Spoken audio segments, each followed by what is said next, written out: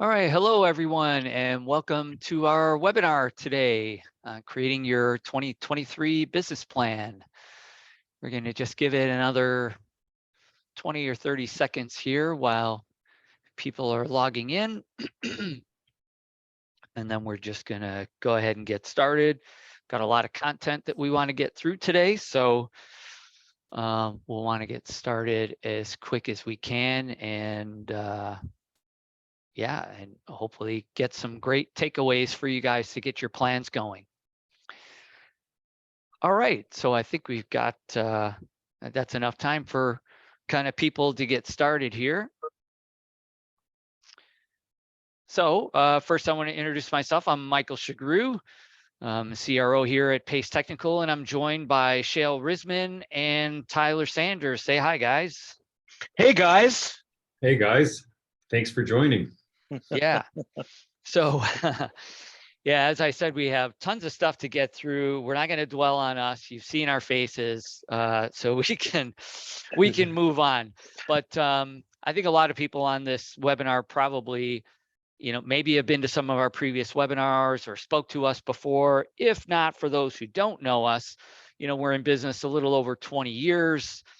Primary services include proactive managed IT support, managed IT security, and managed cloud services. We're an ISO 9001 business with a commitment to quality and process and procedure. In the last 7 years have been a great place to work. So look, this is our kind of like a high level look at our service model on the left here.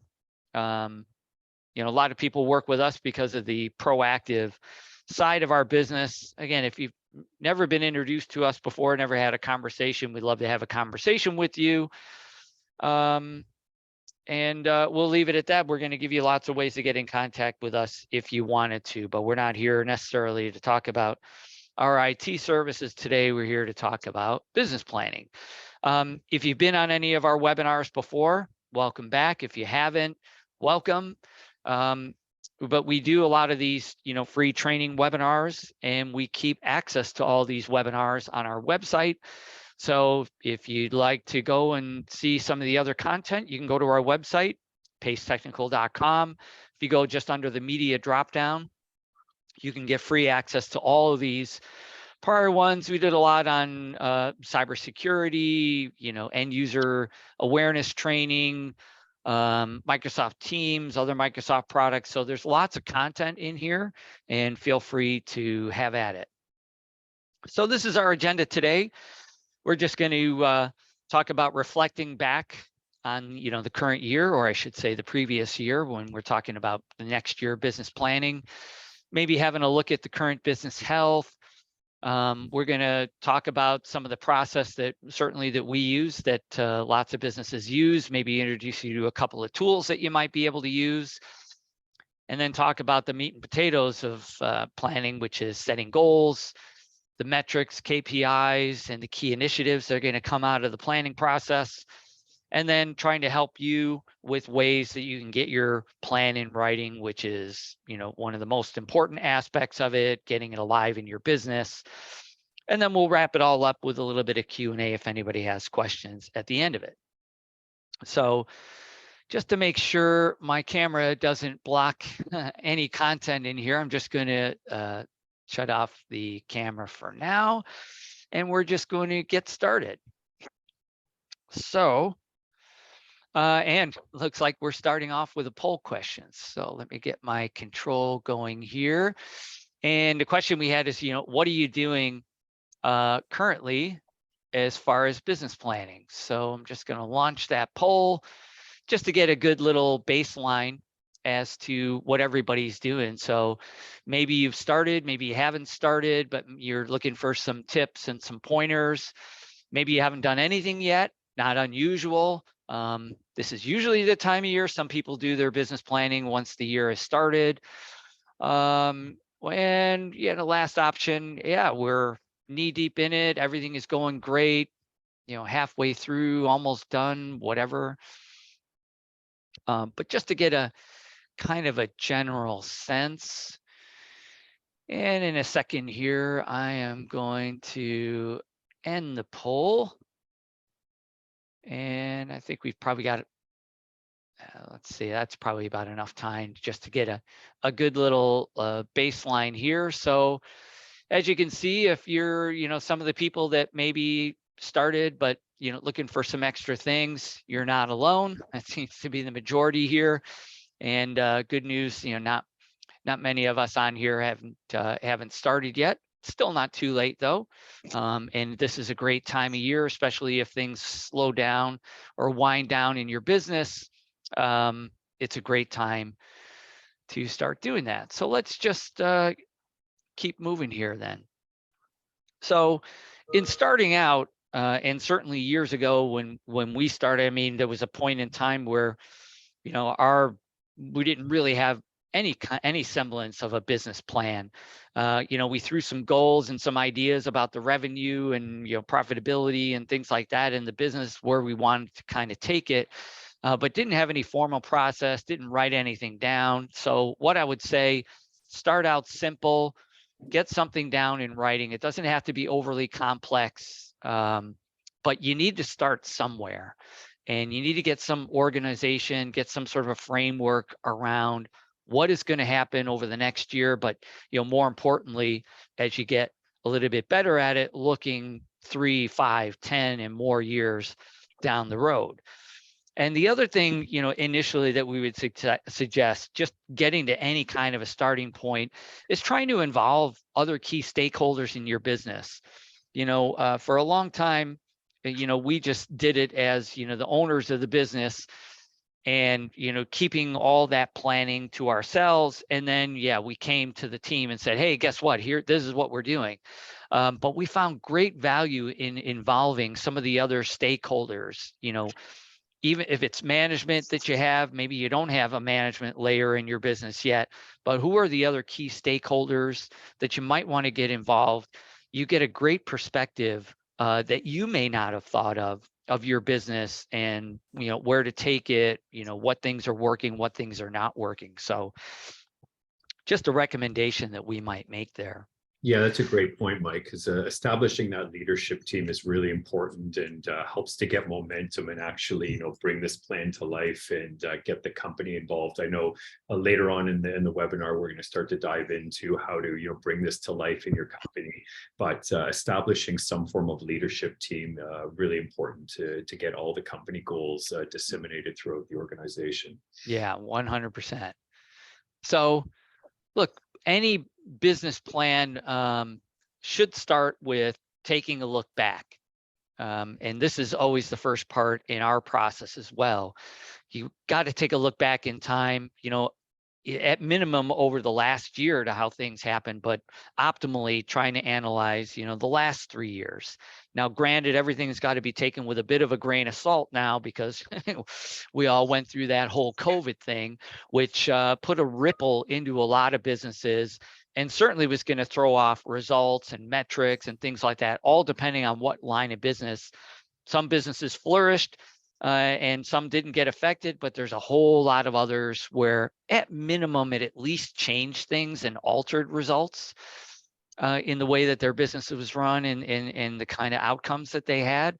But in general, looking back at your, starting with obviously one of the most important, looking at financial results, your revenue, profitability, how did that change over time? Are you in a growth trend? Are you stagnant? Pulling these reports year over year, month over month, if you can get that granular, is very helpful. And just trying to see exactly what direction the business has been going and where are you trending.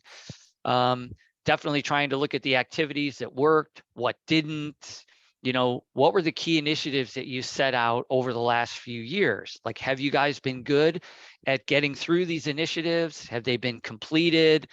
And you're taking on more things, or have you basically had some of the, priorities from, 1, 2, potentially even 3 years ago that just for whatever reason you're busy or haven't dedicated enough time and attention to it, that they just keep getting slapped onto the, the business plan year after year as initiatives. So maybe trying to use that information to try and figure out how you get better at it or how you dedicate a little bit more time to getting through that.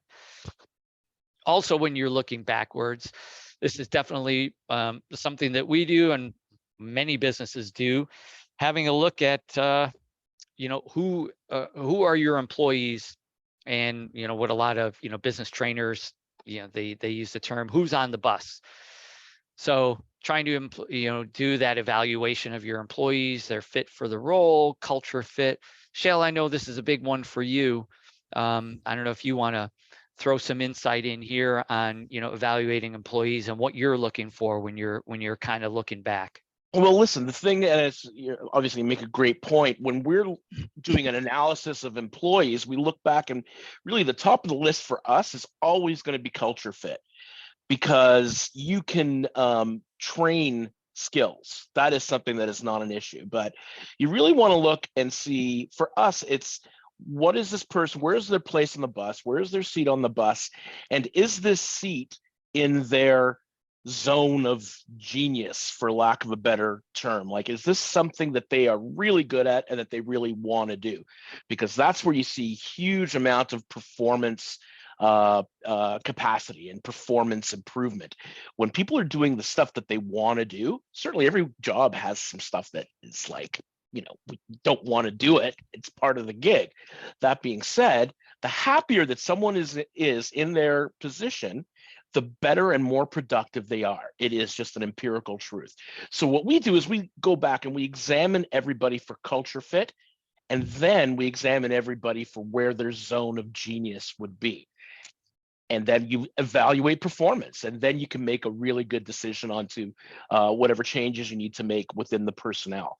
It's not easy to deal with the human element of what you do, but it is probably one of the most critical things, certainly in our industry, in the service industry. Yeah. So we're definitely a company that has adopted the idea that we're definitely an employee first organization. And the whole idea around that is, the happier and better and more efficient that your employees are, the better, the products and or services and whatnot, and the experience you're going to deliver to your clients. And we can tell you 100% that is absolutely true. We've seen it. We've seen that transform within our business.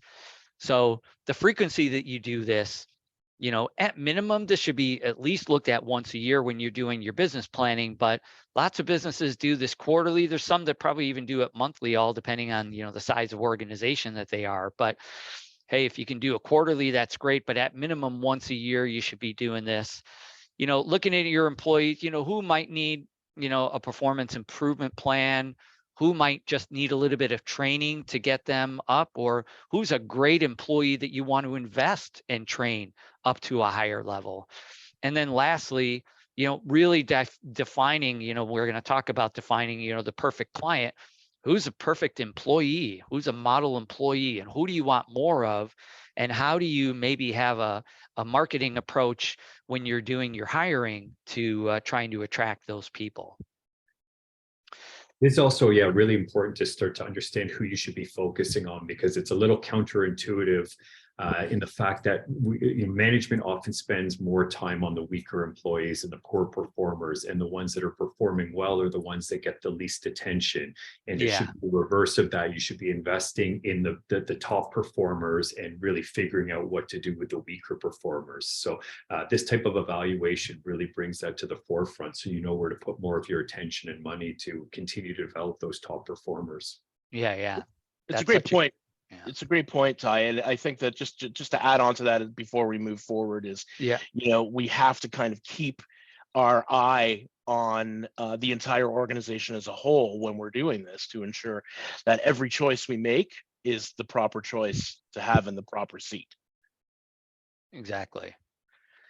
All right, so moving on, again, with this look back, certainly in the financial piece of it and the metrics, looking at, what were the bright spots, the dark spots, a really fantastic thing. It's really hard to keep up, lessons learned.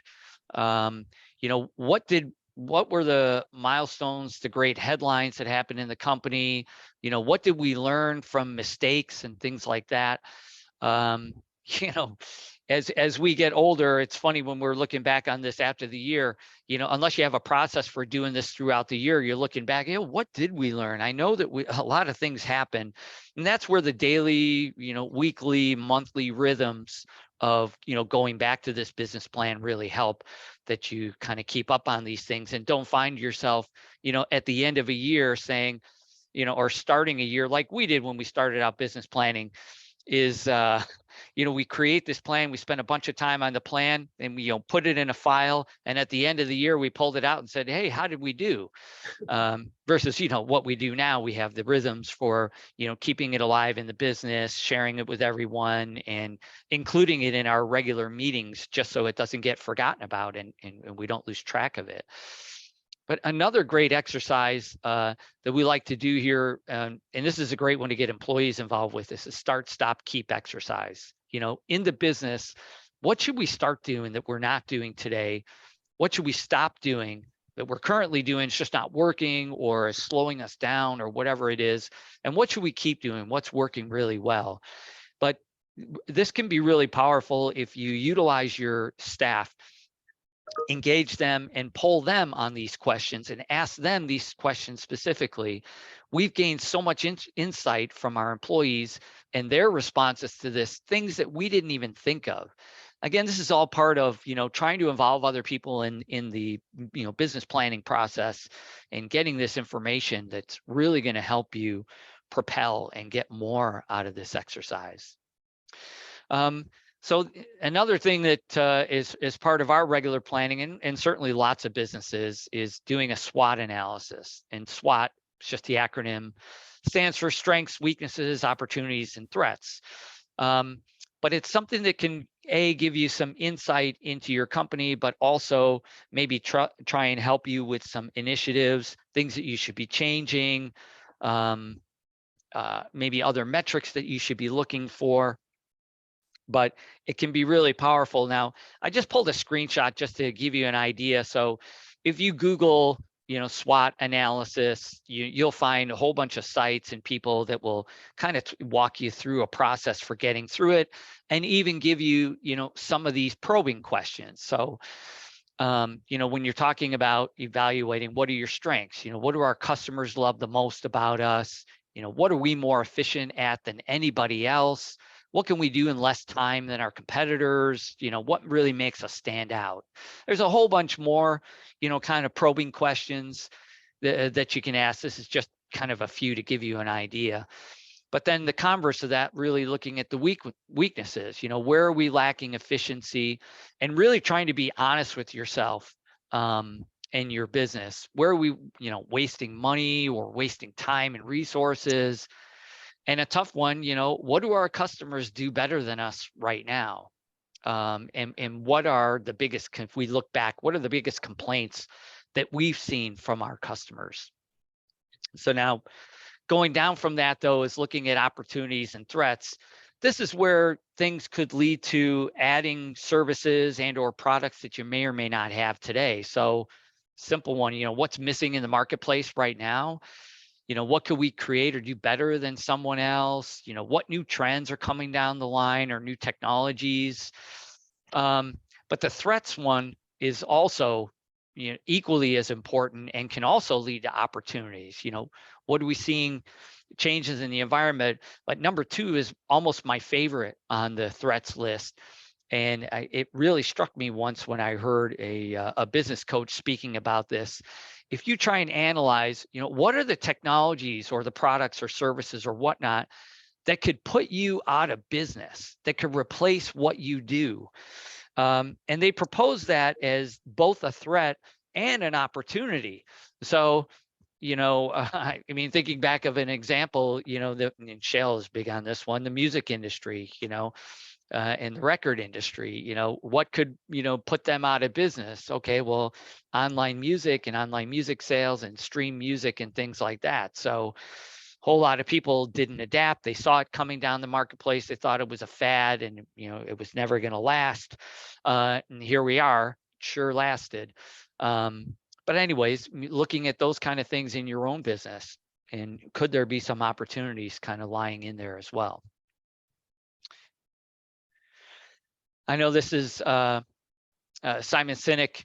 He's a great speaker, great business coach. And Shale, I know he's one of your favorite authors as well. And you've read tons of his books, and we've implemented a ton of his philosophies into our workplace here. Why don't you talk about the why and some other things that you like about Simon Sinek? Yeah, and absolutely. And like you said, this guy has, he certainly opened my eyes and changed a lot of the way that I started to think about running a business. And he is very, very, I mean, he sells himself as basically a business optimist, which is what he is, and takes everything down to the basics. And, he does this, you can Google this, it's about a 17-minute presentation called Start With Why. And he goes into some detail as to why Apple had been so successful, regardless of anything else that had happened to them over a period of 30 or 40 years. They had a very clear why they do, what their belief is. And that really changes how your employees as well as your clients understand what you deliver and where your service is coming from. It's very easy to say as a computer and networking company to come through and say, why are we here? We're here to fix machines. We're here to build networks. That is not why we're here. Pace is here because we believe that a user's productivity, efficiency, and creativity is a direct reflection of their experience with technology. And that is why we do what we do. We endeavor to improve and excel in the customer experience, in the experience of our end users, so that they can do their jobs better. And it really makes it clear to our team as to why they need to do what they're doing, and it really makes it clear to the clients, because they're like, well, these guys really get it. This is what we need, and this is why they're doing it. It just provides a huge amount of clarity and objectivity to both your team and the people who are buying your service. It is a critical thing in any business planning, is to define what your why is. And like Mike has said about 20 times already in the beginning of this, is include your team. Find out why they are coming to work every day. And you can establish this very quickly, because you're going to see a lot of similarities in what people say. Yeah, exactly. And just so everybody knows on this call, we're not making any money off of Simon Sinek, and we're going to provide some other resources. And we have absolutely no ties, except that we just like these things, and there's things that we've used, and we just want to give you guys some ideas on what's helped us and what's made us successful. So that's a good point, Mike. Yeah. Simon Sinek. Why? Yeah, he doesn't need our help. He doesn't need our help selling them. He doesn't. He needs no help at all. He needs no help. But when we talk about why, there's one other why, which goes, one level deeper. And it's one thing I think that's overlooked. Some people that are just good at something, may start a business, whether it's, us, with technology and whatnot. And you start a business and you go along, yeah, definitely the why of why you're providing whatever product or service.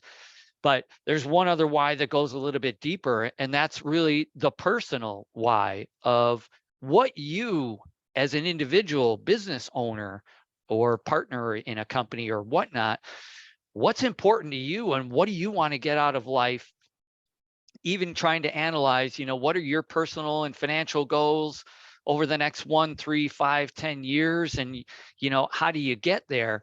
But really looking inward at yourself, like this is one of our mentors suggested, and highly suggested. Okay, he made it mandatory and threatened to tase us if we didn't do it, to go through this exercise to really look inward as to what's important with us before we even went and created that whole business planning process, and to also look at this regularly and on an annual basis before we start our business plan, because a lot of this is going to affect how we want to run the business, how we want to grow our business. Tyler, I know you've gone through this process as well yourself and have been a part of it. Anything that you want to add here?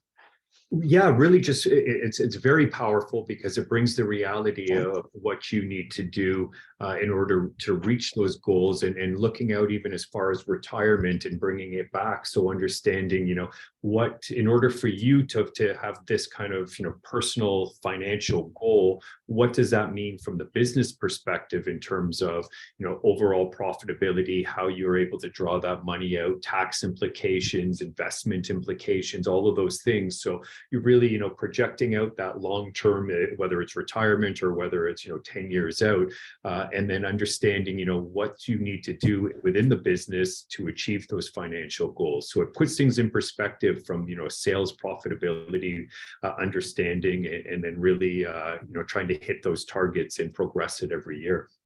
Exactly. And our plans include everything from, what do you like to do? And, what do you think you want to do after the business? What are the financial milestones, like, weddings and things like that for your kids, university, all those things kind of factored in to this whole plan. So And yes, then cost of living, all those things start to become part of that too. So you're, looking at those financial goals you need to hit from the high level, but then also, what is the cost of living and how do you see that changing over time, and how does that, adjust your perception of what you need to do within the business. exactly.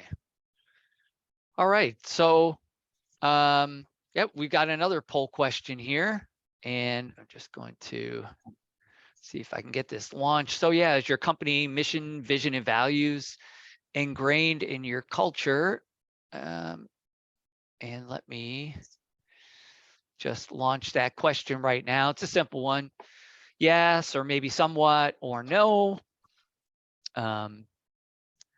Should be a pretty easy one. I think the most common answer is probably going to be the, somewhat. It is, tough to get the, vision and values of the company, all depending on what kind of company you are, how much you share about the business and whatnot.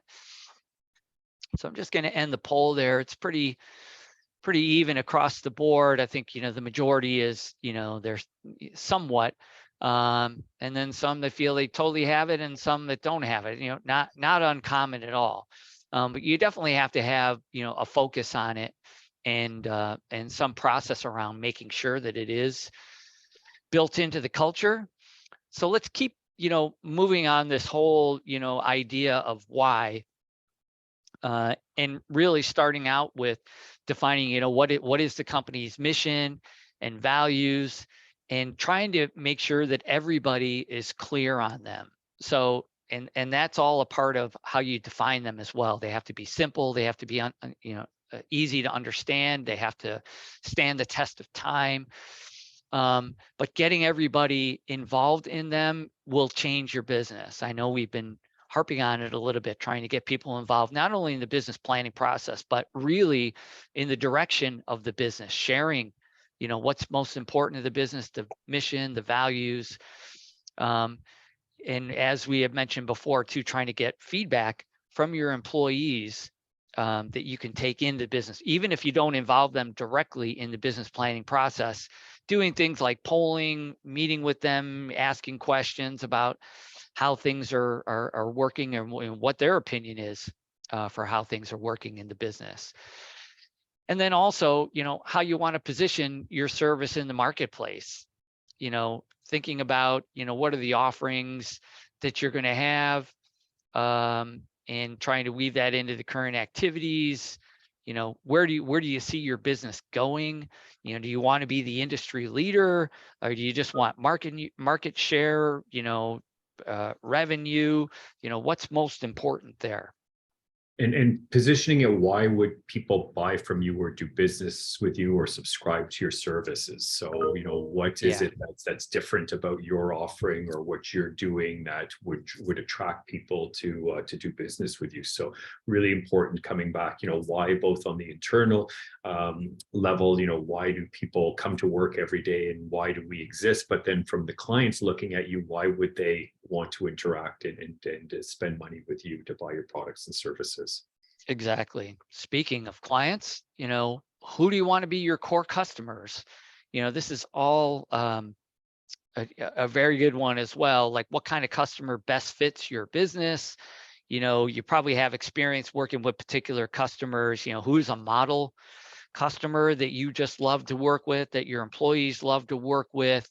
And trying to figure out ways to market to them. Is a particular vertical or line of business that you line up better with. I mean, the more clearly you can define who your core customer is, everything gets easier. Your sales initiatives, your marketing initiatives, even your operations of how you provide whatever products and services that you provide just gets way easier and a lot more efficient. And then creating value. So like, this is one big one with us. As an IT services business, certainly we get calls all the time from companies saying, oh, I just need somebody to provide us help desk. I just want somebody we can call when our people have a problem, or I just want to buy equipment from you. And then, don't worry, maybe set it up and then we're good from there. Well, as a managed IT provider, really the benefit, Shale hit on it, is trying to make people more productive and make the business more productive, give their people a better experience using technology, provide them with strategic guidance and things like that. That's the value that we provide. And we're not going to work with anybody that we can't add a value to. If they want a company that'll just do the bare minimum, they have hundreds of other options. So that's definitely one of our philosophies here. It may or may not be for you or your business, but when you're talking about your core customers, what is the value that you provide? How do you make a difference to the businesses that you service, or the products that you provide for them? Yeah, and I think it's worth saying as well here, Mike, is one of the things that's certainly been drilled into us by our business coaches, as well as things that we have learned over the years, particularly in the service industry, is that not every client is the right client. And Exactly. we go in, we've honed it down now, with our business development team, with Ty and Mike and everyone involved in that, to really getting out there and qualifying those core customers and establishing what those customers look like, and not dealing with the people who don't fit in that, at least somewhat within that diagram, because it will almost 100% of the time lead to resentment and eventually either you firing the client or the client leaving because it just wasn't a fit. So it just saves so much time, trouble, and it affects the morale of the organization quite profoundly. And that is the last thing that you want to do. So really get good at finding out who your core customers are. Yeah. And I think Exactly. it's the same as we were talking about earlier when you're evaluating your employees, and the most amount of time goes to the weakest performers. It's the same thing with your client base. Usually, the less aligned the client is with what your value is and what you're trying to do to service them, they're the ones that take the most amount of time and not leading you to success or success on their end. So you can't be everything to everyone, and really, knowing that the market you want to go after, knowing the niche, knowing your value, and then aligning those clients with it. Yeah, Yeah. knowing the value is like Mike had brought up, the most important thing, because we're not here, we are the experts. People come to us, they come to pay specifically, and to you, because you guys know what you're talking about and we know what we're talking about. And if someone is going to come to us and not use us the way that they want to use it, that they need to use us, it's a waste of our time and it's a waste of our team's time. It's just not a fit. Yeah. Finding as many ways as you can to add value to whatever product or service that you're offering just generally makes you more sticky as well with your clients. Otherwise, you're just going to reduce yourself to a commodity that somebody can get anywhere. You want some sort of that differentiation, and a lot of that differentiation comes in the value that you provide. So along with that, trying to figure out why you're a better fit than the competition. Why, doing that look back at, opportunities, won or lost, why did somebody choose a competitor over you? Is it something that you could change or improve upon? Regardless, you definitely want to provide some sort of a way and make it super simple for your customers to provide you with feedback. Now, in our business, we have a little, I don't even call it a survey. With any service interaction that we have with a customer, something similar to what you see on the screen there. There's a picture of a smiley face, a straight face, and a frowny face. It just says, how did we do today? Now, the great thing about ours is we get about a 40% response rate to it. And now we generally track, over 99% end user satisfaction. Now, it wasn't always that way, but we use the feedback over years to make changes and improvements to our service. And that's why we track so high. And why we get called upon to speak at conferences and things like that about what we've done with client experience. And Shale is really the architect of that in our business, creating that customer experience, and our client experience department that does this. But definitely looking to figure out what are the things that make you stand out? What are your differentiators in the marketplace?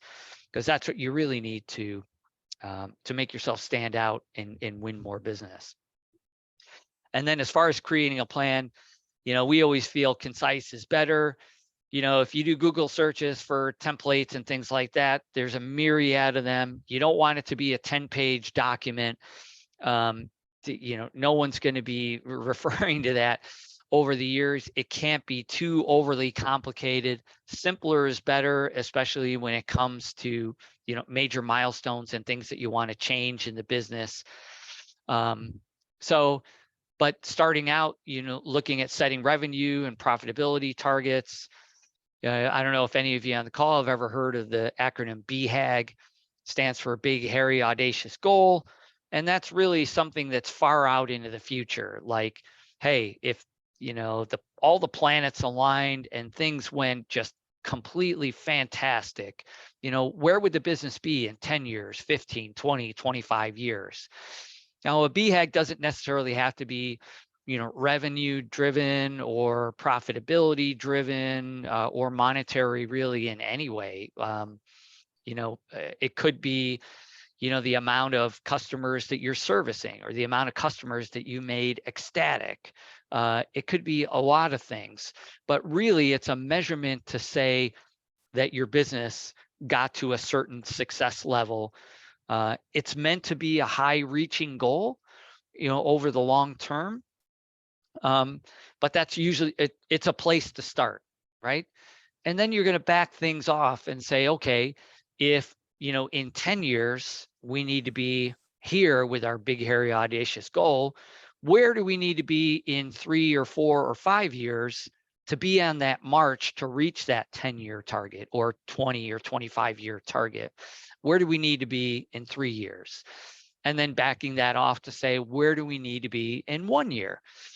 And, along with that, you're going to be identifying, what are the changes and milestones, in the company to get there, generally agreeing again to try and keep things concise on roughly 3 to 5 key initiatives, in all of those scenarios. Even the BHAG, what are the 3 to 5 key initiatives that are going to ensure over time, over the next 10 or 25 years that are going to get us to this giant goal? What are the 3 to 5 key initiatives that are going to get us to the 3-year goals? What are the key initiatives that are going to get us to the 1-year goal? And then day to day, you're going to even break that down to quarterly and monthly. But you can't have 10 key initiatives.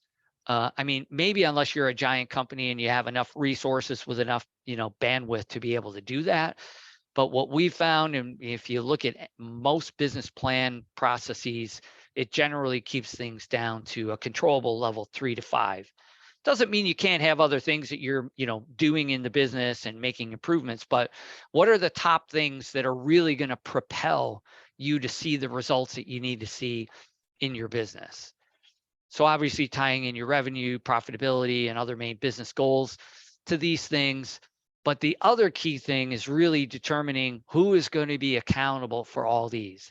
It's great to come up with the initiatives, but you need to have one key stakeholder responsible for these results and responsible for keeping up, even if multiple people are responsible for these initiatives or in carrying out the tasks associated with reaching these initiatives, you need to have one person that's, you know, named and responsible for keeping in touch with all the people and making sure over time that these things, that progress is being made towards these initiatives. And creating the milestones that you're going to reach. If it's a, you know, a 1-year initiative, you know, what are the milestones that are going to happen over the course of the year to make sure you know you're on track for success. And, you know, we mentioned red, yellow, green there. You know, it's part of what we use in our business planning. So it just means whether your, you know, goals and initiatives are on track or off track. So we mark them red if we're way off track, yellow if we're close to being on track, and green if we're on track and or if we've reached and hit the target or the initiative. Along with that, once you have all of your initiatives in place and in the semblance of the plan and your targets and your goals, now you can utilize that information to create your sales plan, sales quotas, and the marketing plan and marketing initiatives that are going to support your sales plan, as well as your operations plan. All of that stuff gets easier once you do all this background work and do all that inward looking into the business to really see where you're at and where you need to be going. As far as some other considerations, one of the things that really changed and helped our business as well is budget planning. A lot of businesses don't do this. But once we started doing it, you know, it was a little difficult at the beginning to get it going. But once you get it going, it's really, really helpful. So again, in the old days, as far as budgeting, you know, all we did was, you know, just try and keep budgets, you know, under wraps, but there really wasn't any sort of control or metrics around it. So basically what we did is we created a budget by, you know, again, looking back 1, 2, 3 years and, you know, averaging out things like, you know, what was our spend on sales and marketing and operations and, you know, payroll and whatnot, coming up with those, you know, averages that made sense to what we thought we should be spending on a go forward base and on a monthly basis. Looking at our revenue, you know, where our revenue has been, but where we're expecting the revenue to be in the coming, you know, months, you know, 3 months, 6 months, year, etc. And really aligning that. I mean, we just took things, you know, line items out of QuickBooks and just created a QuickBooks report. You can do it in whatever financial package that you use, but pulling out those line items so it's easy to pull this report month by month, so that you can see exactly where you are and then look at things like your revenue, your profitability. But you can now see line by line, category by category, where you went over or under budget, whether it was, you know, revenue, and break up your revenue into different key areas of your business, breaking out all the expenses, your payroll, your sales, your marketing expenses, your general operation expenses, running your office and whatnot. We just got a lot of insight out of it, but it also helped us make decisions because we had this budget planned out. It helped us decide whether we were going to spend money this month or this quarter, or potentially push things off because we knew how it was going to affect our numbers. Anything to add here, Tyler or Shale? This is, I mean, to me, one of the most important parts of business planning, as you've already identified, Mike, because it shows you, yeah, if you're projecting out all these things that you're doing to project out where you want to be at the end of the year, you know, bringing it back from maybe 10 years, 5 years, 3 years, 1 year. So if we're looking now at the end of 2023, where we want to be from a revenue perspective and a profitability, we can bring that back month over month and then look at, you know, how we're tracking towards that. And as Mike said, start to make, you know, intelligent, informed business decisions based on the data, so that we know, hey, if we've grown by this certain percentage in the first 4 months, we know we need to hire. So we can start to track and see how we're doing towards those goals, and then make the decision knowing that, yes, okay, we've hit that revenue goal. This is what we need to do now to accommodate that growth. And it may be a new hire, it may be an investment in some machinery or whatever type of business you're in, but we're looking at it and making those decisions based on the data. Yeah. It's, a case of just being more proactive. Again, it was kind of like our old business plan process where, we created this plan, and at the end of the year, we look back. It was kind of the same thing with, our expenses and budgeting. At the end of the year, we looked, so how did we do, versus taking a proactive approach and making decisions and being able to pivot as necessary based on just the forecasting, and being able to look, 1, 2, and 3 months out in advance to know Yeah, what's coming and down the pipeline. really important to be looking at it on at least a monthly basis to see how you're tracking against that. Yeah.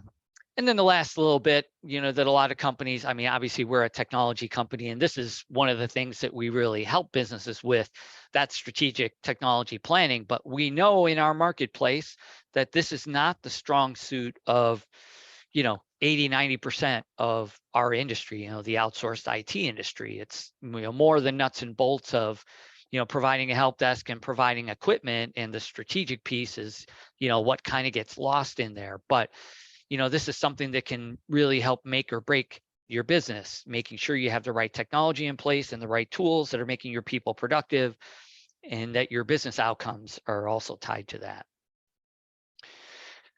So here's one of the resources that we wanted. Now, we were introduced to this man, Vern Harnish. He was a speaker at one of our conventions many, many years ago, and we were sort of struggling with the whole, business planning and strategy process. And we just felt that he had just such a simple, tool and approach. I mean, it can also be complex, all depending on how you use it. So one of the main components for scaling up, they call a one-page strategic plan. Now, there's a whole bunch of tools. The company, their name is Gazelles, that they have, and they provide a whole bunch of free tools. You can also engage them, and there's a whole lot of Gazelles trainers and Gazelles business coaches out there that will actually help you with the planning process and the utilization of these tools. But if you go on their site, I'm giving the web address there, scalingup.com/growth-tools, or if you just Google it, you can get free access to all of these tools. So just want to show you one of the main ones. This is what the one-page strategic plan, again, talking about trying to keep things concise. Now, they call it a one-page plan, even though it's 2 pages. I guess it's meant to be, one page front to back. But as you can see, it's got all the elements, even in this just concise format, and a lot of which we've already talked through during this webinar here. Starting off, if you look on the left, you're talking about more of the big picture items. So defining what your core values are and the beliefs in the company, your purpose, the why, which we talked about, and trying to generate a purpose statement. They have a lot of supporting information on how to actually write and go through this process too, that you can, a how-to guide that you can follow along with. Again, if you need help, you can get a trainer. Space in there for your BHAG, your big, hairy, audacious goal. But then you see the next column here, your 3 to 5 year targets. You don't actually have to follow exactly the items that they have in here. You can adjust them for your business, whether your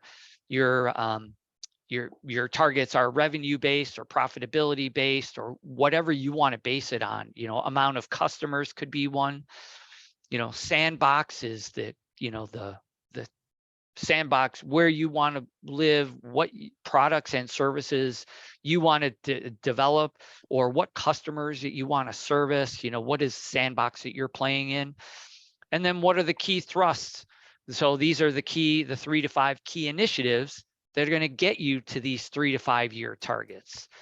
Moving over to the next column, your 1 year targets. Again, you can edit these to make it, alive in your business. And then what are the key initiatives that are going to thrust you to reach these 1 year goals? There's other supporting things on here, your brand promises, some other KPIs, some critical numbers. We talked about the red, green, yellow. That's where you can see it on this form, where you're showing if you're on track or off track to your, a critical number is, what's the most important metric in your business that you want to define. Even has strengths and weaknesses across the bottom there. But the page on the right is what you're going to be living in. That left-hand side, you're probably going to be creating and, looking at once a year, and that's going to help you develop your quarterly action plan. And that's basically what the right-hand side is. What are your quarterly initiatives that are going to help you get to that 1 year, and then ultimately to the 3 year, and ultimately to your BHAG? So what do you need to be doing in this upcoming quarter? You basically recreate this page for the 4 quarters of the year. What are the rocks? And those are the key priorities and initiatives that you need to accomplish in that quarter. You could come up with things like themes. Definitely suggested. We've done themes in our company, have been very successful. And then who's accountable? That's the who column, both for the quarterly initiatives as well as, your individual. If you see all the way to the right there, what are you accountable for? What are your goals, the due dates, and things like that? So not going to go too in depth with this. I just wanted to give you an idea that these tools exist. There's other ones similar to this as well. And it's another one that we utilize as well here. And I know Tyler knows the EOS one as well. Again, we're not pushing any of these on there. We just want to give people some ideas and sort of an introduction to these. But maybe Tyler, you can talk about EOS a little bit. Very similar to what you showed with the one-page plan. So EOS is like the Gazelle's program. It's really a framework to run your business by, the underlying operating system, as they call it. So this vision traction organizer is similar to the Gazelle's one page that Mike just took you through. The difference here, I just found this one easier to complete and work through than the one-page strategic plan. Same idea though, where you're really projecting out. In addition to this is that well, there it's on there actually, the 10-year target, then bringing it back to 3 years, 1 year, and setting rocks. So a rock is really those initiatives that Mike was talking about before. And one of the things with EOS, when defining rocks initiatives for each quarter and for the year, is making sure, using the acronym SMART. And what that means in relation to these rocks is that they're specific, that they're measurable, that they're attainable, realistic, and timely. So again, really focusing in on what are, and you may want to brainstorm out what are, the 15 initiatives that we think are important, and then bringing it back and comparing it to that acronym. So making sure that they're timely, it's realistic, that you've got a way to measure whether it's successful or not.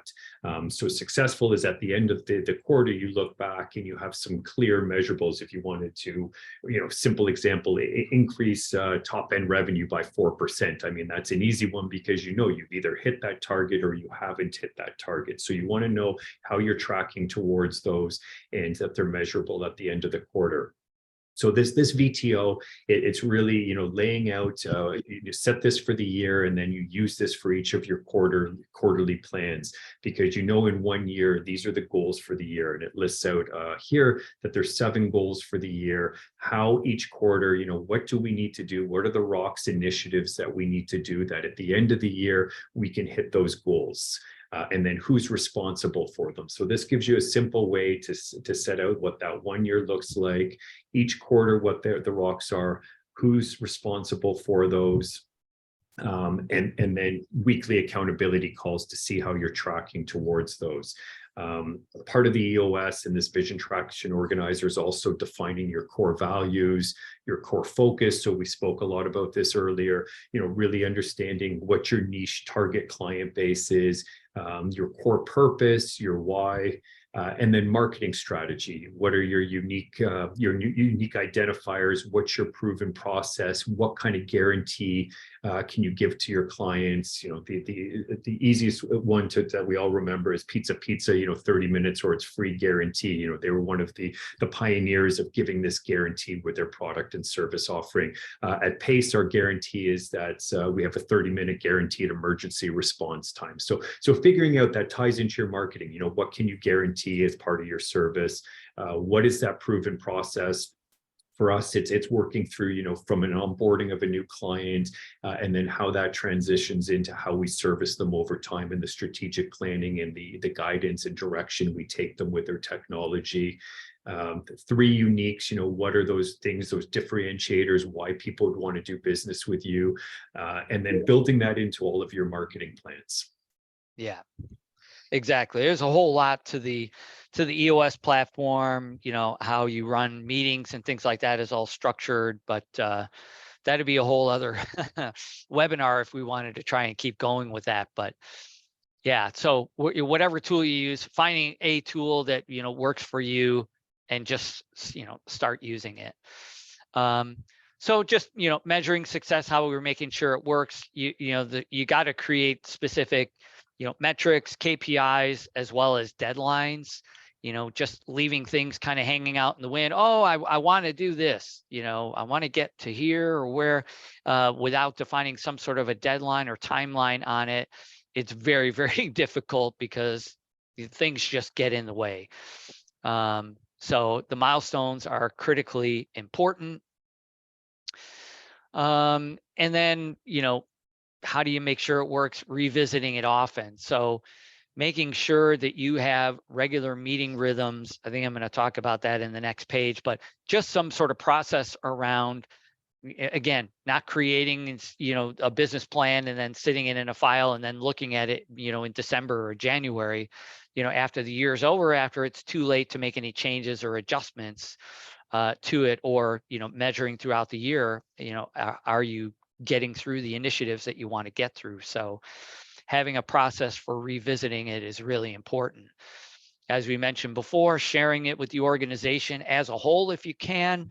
I know for a long time, again, we kept it amongst, just the ownership, but we found great value in really sharing all of our plans, even financial metrics as well, with our staff. Like, you'd be surprised, once they get so much more engaged once they understand a little bit more about how the business works, versus just being stuck in, whatever little department or role that they're in. Once they start understanding and feel like they're a little bit more a part of the business and really understand how their role affects the outcomes of the business, people get way more engaged.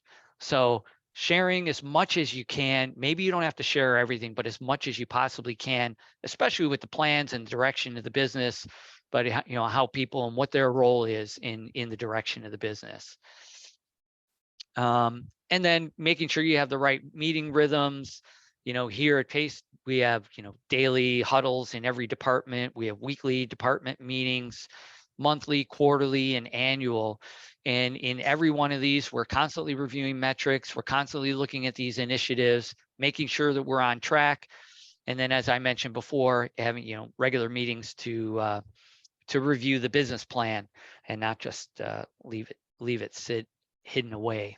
I think we're at the top of the hour, Mike, so we might want to. Yeah, I think we're basically done. Really, really, we're up to Q&A at the moment. I don't know if you guys have any last and final thoughts that you wanted to throw out there before, and we'll open it up to questions now. So if you have any questions, if you want to throw them into the Q&A, and I'll just check and see if we have anything here. Guys, do you have anything else that you might want to add? No, I think it was pretty much covered, actually. I always like going through this because it reminds me of what's important and what needs to be done. And we have our planning meeting, at least starting with it tomorrow. So I got a lot of stuff top of mind right now. Yeah. How about you, Yeah, Tyler? Any could final go on thoughts? all afternoon Yeah. about this. There's it's just starting, even just looking at the EOS, the VTO and stuff, there's hours of content there. I'd say, the best takeaway is really just getting started with something if you're not already doing it, and then looking into different structures, whether it's EOS, whether it's Gazelles, it kind of, if they've already mapped out an easy way to work through this and get started. Yeah. There's lots of them out there. Those are two that we're familiar with. So we have one question, and I'll let you guys decide who wants to tackle this one. What are some examples of rocks in a business plan? And I know sometimes it's misunderstood because you hear the word rock and you're like, the hell is a rock? Yeah, and I'm going to read it straight off of EOS, what their definition of a rock is to help clarify that. But it's a rock is one of the 3 to 7 most important things you must get done in the next 90 days. So then making sure when you're creating these rocks, as I mentioned before, is that they're SMART. So the acronym SMART: specific, measurable, attainable, realistic, and timely. So it's those things that, and they use rocks as kind of a metaphor on the things that need to take the priority, and all of the day-to-day noise. It should be secondary to that, and that you're focusing on the rock more importantly than anything else. So I think in the whole analogy comes from, if you've ever seen that demonstration where they have that a jar, and then they have, a bunch of big rocks, and then they have some, smaller rocks, then there's pebbles, and then there's sand, and you have to try and fit them all into the jar. The only way to possibly do it, you have to start, if you started with all the small things first and then tried to put in the big rocks, they'll never fit. So you have to put the big rocks in first. And that's the whole concept behind calling it rocks. What are the most important things that need to get done in a business? So, and somebody said, very well detailed webinar, great job. Well, thank you very much. And somebody else asked, can you use more than one plan? I'm not sure why you would use more than one plan. I don't know. Shale, do you want to tackle that one? Well, I think that, listen, I'm all about customization and doing things the way that, that you find to be the most creative and advantageous to the way you do it. So the short answer to that question is absolutely. You can take little bits from every single one of these templates that you see from different people. And if it makes sense to you, do it. Or change it to the way that it makes sense in your business. We have done that. And we have some very original and unique ways of kind of going at this. And I know that a lot of our peers that we belong to in our peer group also do similar things. So there's absolutely nothing wrong with that. There is no, although these things that we're looking at are very well established, there's nothing to say that you can't create your own, as long as it takes you down the path that you exactly. Don't overcomplicate it. That's the most important thing, because you want it to be something that you're going to be able to accomplish and get everybody on board with. If you get too complicated, which we've done that in the past, and we've gotten crazy at times, with spreadsheets and things, spreadsheet overkill. So definitely trying to keep it, but yeah, as Shale mentioned, you could pull, bits and pieces, the best pieces out of a couple of different approaches and kind of make it your own, as long as it's going to be attainable for you to get through it easily. All right, so I think that's all the questions now, but certainly our contact information is up here if you ever wanted to get in touch with us. If you had any other questions, it's definitely a topic that we love talking about. Or if it's technology related, by the way, I guess we are a technology company. If we haven't had a conversation with you, like I said, and you maybe have some concerns or want a second opinion about what you're doing with technology, love to have that conversation with you as well. Simple email to sales@pacetechnical.com, or check out our website, pacetechnical.com as well. I think we're done here today. Thank you very much to my co-hosts here, Shale and Tyler.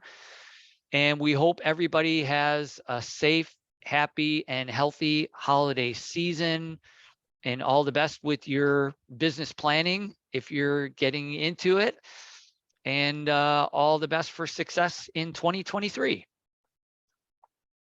Okay. Thank you. Bye now, See you, everyone. everybody.